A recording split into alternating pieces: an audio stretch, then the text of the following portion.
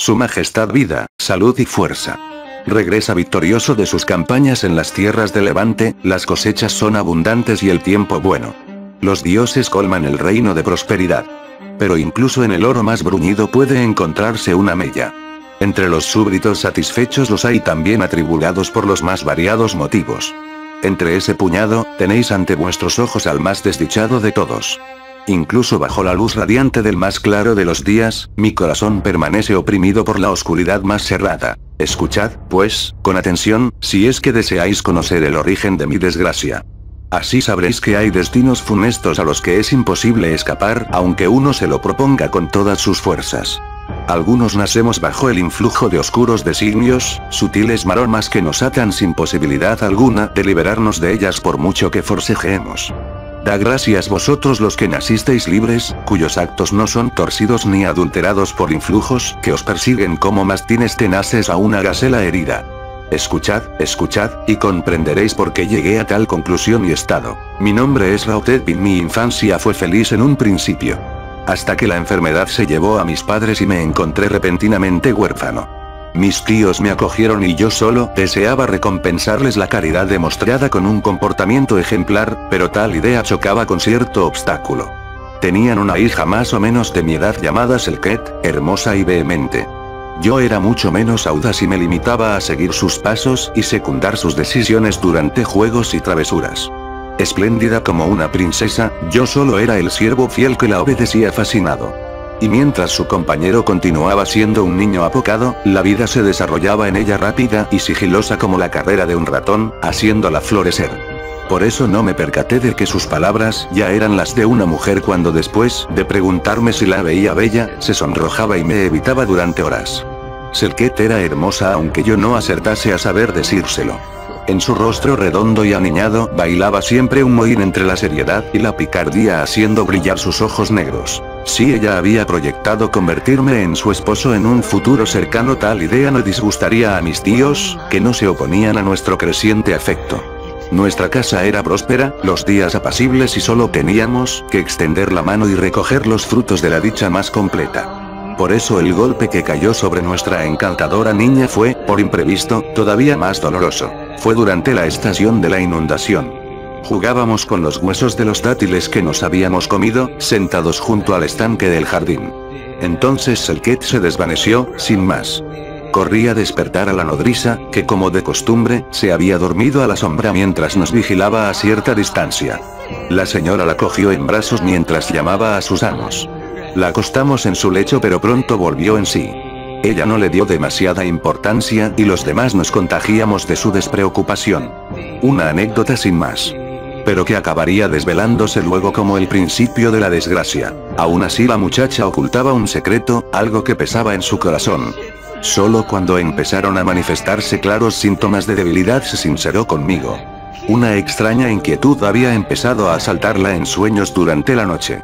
Un ahogo que no llegaba a despertarla pero la agobiaba, obligándola a despertar cada vez más agotada, como si hubiese nadado contracorriente en aguas tumultuosas.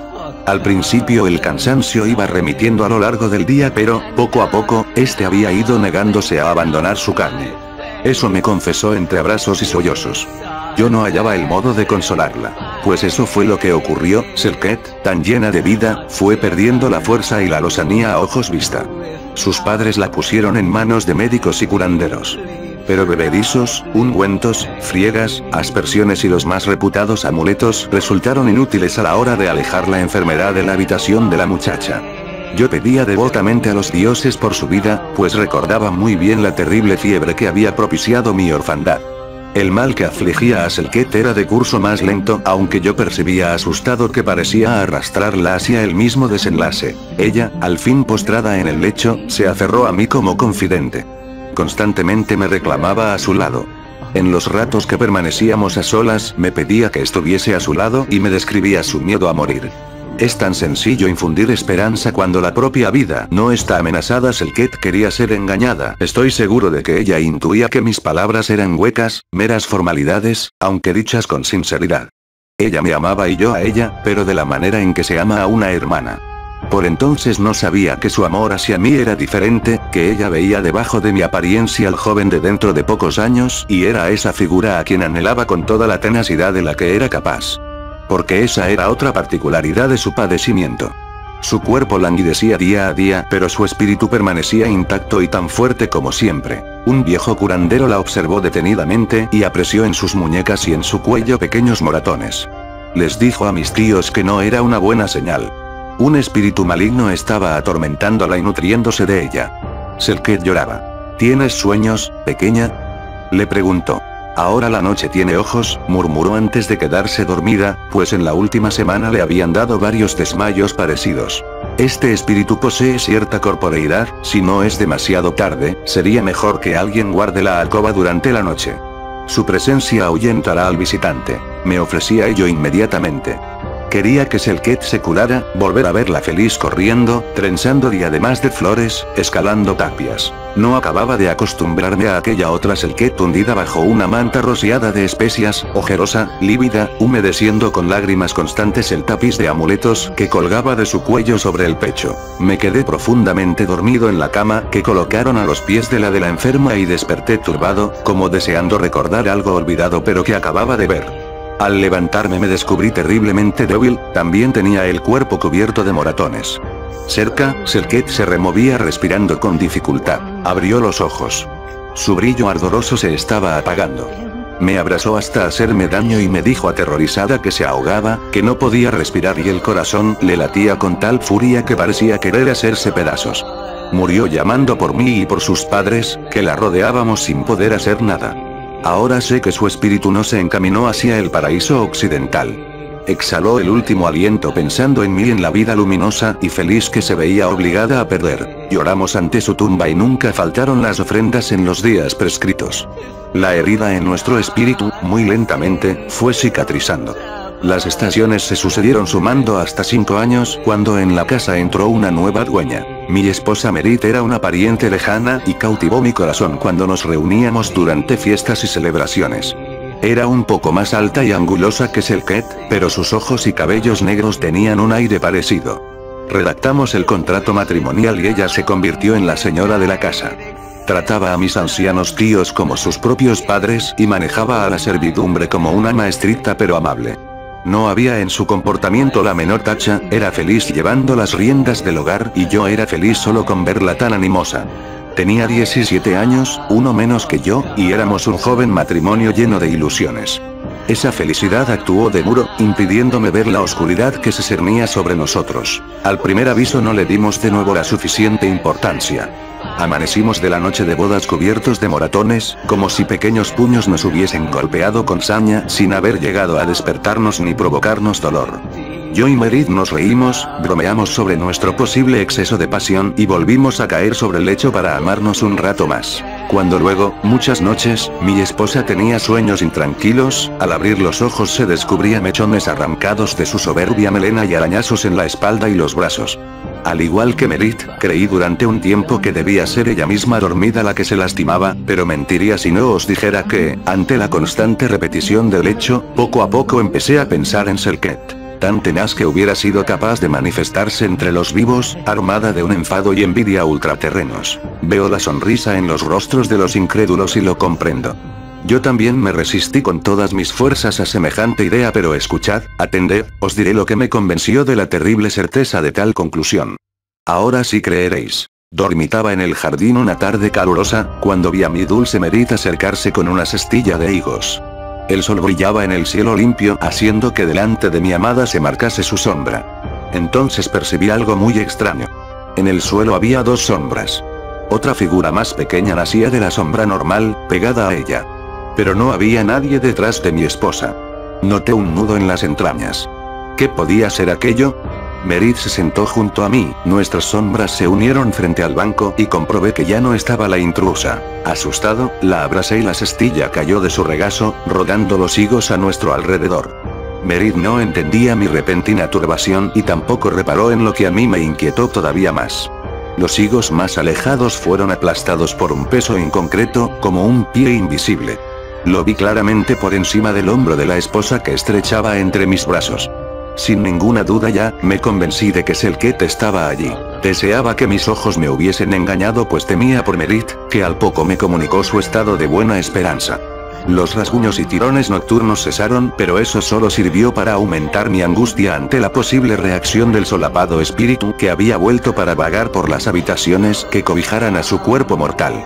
Visité a solas la tumba familiar en la ciudad de los muertos y le rogué a Selket que permaneciera en paz en su última morada, pero me invadió la sensación de orar ante una cáscara vacía de aire y ladrillo, pues ella no estaba allí sino en la casa. Tomamos todas las precauciones contra malos espíritus y el mal de ojo.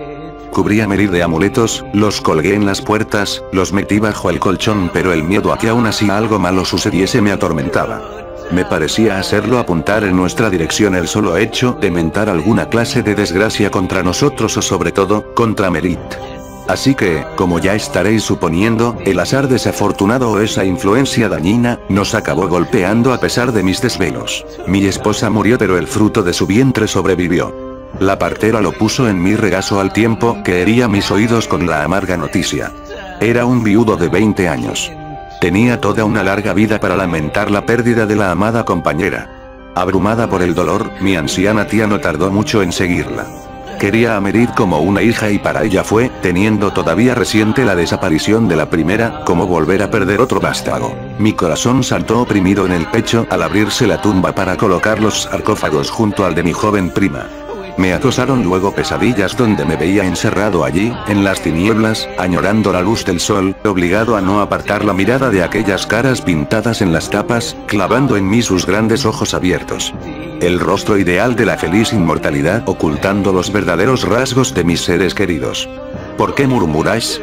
Yo lo sentía así. Dejé al pequeño al cuidado de Laia y me sumí en el duelo. Mi espíritu estaba arrasado, sabedor de que nunca volvería a conocer ni alcanzar el contento de antaño. Pero no era el recuerdo de Merit lo que llenaba mis pensamientos sino el grado de implicación que podía haber tenido Selket en su desaparición. Mi esposa había partido en paz pero ella no. Seguía notando en ocasiones su presencia como un peso sutil que flotaba alrededor mío. No era ningún engaño de mis sentidos. El tiempo continuó rodando y el niño crecía sano y fuerte. Pero yo evitaba mostrar mis sentimientos porque temía perderle también. A los 3 años mi tío enfermó y falleció. Procuró siempre el bienestar de mi espíritu alicaído y con su ausencia la casa me pareció nuevamente un desierto de tristeza. Había insistido mucho en que debía reponerme y buscar una madre para la criatura, otra esposa que nunca llenaría por completo el hueco de la primera a la que había amado tanto, pero que aliviaría mi soledad. La sustituta se llamó Nefermut. Una joven de aspecto sano y robusto. Tan parecida a Merit como la luna del sol. Pero eso era lo que yo estaba buscando. Fortaleza, un cuerpo vigoroso que no peligrase si el extraño decaimiento caía sobre él. Ella y el niño se apreciaron desde el primer momento. Nefermut le acompañaba y enseñaba, contenta con lo que supongo veía como una preparación para cuando los que correteasen a su alrededor fuesen sus propios hijos. Supe que había hecho bien al verle jugar feliz con su nueva madre. Yo también acabé encariñándome con ella. Sumergido sin notarlo en la añorada calma familiar, bajé la guardia. Un día, abrazándoles tiernamente, sentí otra vez el miedo. Me había descubierto ante los celosos ojos invisibles. Con horror asistí a la infame repetición de los hechos precedentes. El despertar de Nefermut cubierta de heridas, la mesurada pérdida de vitalidad, el sueño intranquilo cuando murió, el pequeño también estaba muy enfermo. Dije no querer al niño, llegado al mundo como asesino de su madre, mientras mi corazón hervía de amor por él, único vestigio de mi llamada Merit. Pero probablemente los espíritus solo vean lo que albergan las almas, y no lo que afirman las palabras. Comparten la misma sustancia. Mis ruegos y súplicas fueron como granos lanzados sobre terreno yermo. Fue bebiendo su fuerza, noche a noche, haciéndole víctima de la misma trampa que había acabado con ella. Selket también se llevó a mi hijo. Un amanecer, solo pude abrazar el cuerpo frío de la pobre criatura de 6 años. Fue la gota que colmó el vaso. Mi espíritu era una mortaja de dolor sobre mi ser. Lo confieso, enloquecí. Paseaba por la casa aullando lamentaciones. Los sirvientes me rehuían sabiéndose incapaces de consolarme. Era como si todo aquel hogar me quemara con los abrasadores recuerdos de la felicidad pasada. Incapaz del menor descanso, de madrugada, me lancé desde la azotea. Solo quería alejarme de allí, huir de una vez. Me arrastré con las piernas rotas y me sumí en el olvido. No sé quién me recogió y cuidó. Todo es sombra y delirio hasta el día en que me levanté de un humilde jergón y salí por la puerta al camino. Deseaba abandonar la capital convertido en un solitario mendigo tullido. Atrás quedaba mi acomodada vida. No quería reclamar nada ni regresar con mi parentela a la casa maldita. Partí hacia el norte, de ciudad en ciudad, de pueblo en pueblo, aprovechando las celebraciones y los alimentos que ese día reparten los sacerdotes entre los necesitados. Recito canciones, cuento cuentos y a veces me desahogo narrando mi desgracia, y así hasta el día de hoy, en que me he detenido a descansar en el gran templo de Yun sentado a la sombra del vestíbulo porticado. El hombre cayó. El grupo de auxiliares y sacerdotes empezó a murmurar en torno a él y así debatiendo sobre lo que acababan de oír se fueron dispersando. Dentro del cuenco que tenía delante habían dejado algunos trozos de pan, un pedazo de carne y a su lado una taza de vino. Miró a su derecha, observando algunas flores esparcidas por el suelo del gran patio interior y las enormes hojas del portal todavía entreabiertas, dejando asomarse el alegre bullicio del pueblo en fiestas, las risas, los cantos y la disonancia de numerosas flautas, tambores y panderetas. Olía fuertemente a incienso desde el regreso de la procesión con la barca solar. Apartando las muletas que reposaban sobre ellas, replegó las piernas enclenques, dispuesto a comer sin apetito, antes de reemprender el peregrinaje a ningún lugar en concreto. Pero alguien no había marchado a unirse al jolgorio exterior. Uno de los jóvenes sacerdotes se había quedado pensativo delante del mendigo. La luz recortaba el perfil de su cráneo rasurado y su torso lampiño. «Tienes una hermosa voz, Raotet», le dijo. «Hablaré con el sumo sacerdote, podrías cantar en el coro del templo, harás honor a tu nombre, satisfaciendo al dios con la música. Así podrás reconciliarte con los hados, que te han encontrado un destino sereno donde permanecer al fin en paz». «Gracias», se inclinó hasta tocar el suelo con la frente.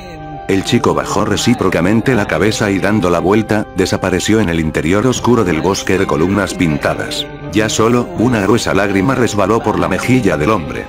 Pero no era de agradecimiento, sino producto de sentir de repente un cuerpo apoyarse en su espalda, un rostro contra su sien, unos brazos sobre los hombros y un par de manos descansando sobre su pecho. Profundamente derrotado, pronunció con los labios pero no con la voz: «Serket». No les había confesado a los sacerdotes su mayor secreto.